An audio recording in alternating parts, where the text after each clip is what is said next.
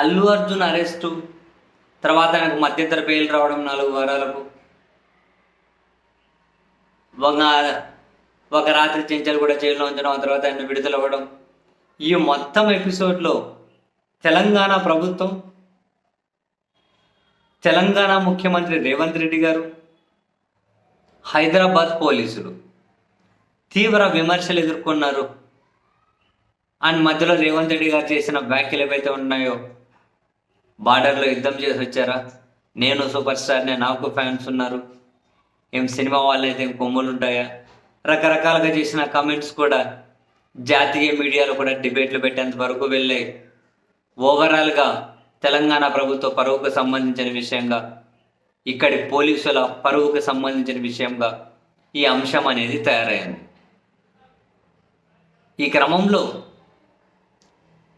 పోయిన పరువు, ఎదుర్కొన్న విమర్శలు, వీటన్నిటికీ సమాధానం అల్లు అర్జున్ బెయిల్ రద్దు చేయించడమేనని ఇక్కడి ప్రభుత్వం అయితే, ఇక్కడి పోలీసులు అయితే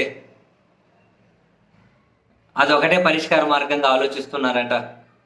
అందులో భాగంగా అల్లు అర్జున్కి ఇచ్చినటువంటి 4 వారాల మధ్యంతర బెయిల్ను రద్దు చేయమని నేరుగా సుప్రీంకోర్టుకి వెళ్తూ ఉన్నారట.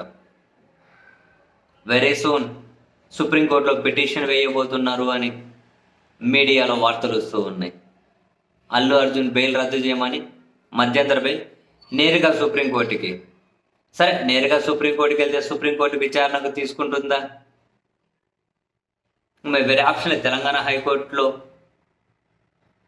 మధ్యంతర బెయిల్ వచ్చింది, రెగ్యులర్ బెయిల్ కోసం కింది కోర్టుకు వెళ్ళమని చెప్పారు. ఇప్పుడు తెలంగాణ పోలీసులు నేరుగా సుప్రీంకోర్టునే ఆశ్రయించి అల్లు అర్జున్ బెయిల్ రద్దు చేయమని చెప్పి అడగబోతున్నారట.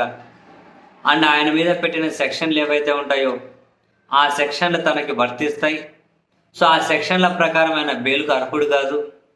తెలంగాణ హైకోర్టు అన్ని విషయాలను పరిగణలోకి తీసుకోకుండా తీర్పిచ్చారు అని సుప్రీంకోర్టును వాళ్ళు ఆశ్రయించబోతూ ఉన్నారట. ఇదే జరిగితే మళ్ళీ ఇంట్రెస్టింగ్ ఫైట్, ఇదంతా మళ్ళీ ఇంట్రెస్టింగ్ ఎపిసోడ్. సుప్రీంకోర్టు విచారణ తీసుకుంటుందా, ఏమవుతుంది, ఈ అన్ని విషయాలు అయితే చూడాల్సిందే. బట్ అల్లు అర్జున్ ఎపిసోడ్లో మన పరువుకు భంగం వాటిల్లింది అని తెలంగాణ ప్రభుత్వం, పోలీసులు అయితే ఆలోచించడం కాదు, వాళ్ళ ఆ విధమైన అభిప్రాయంతో ఉన్నారు.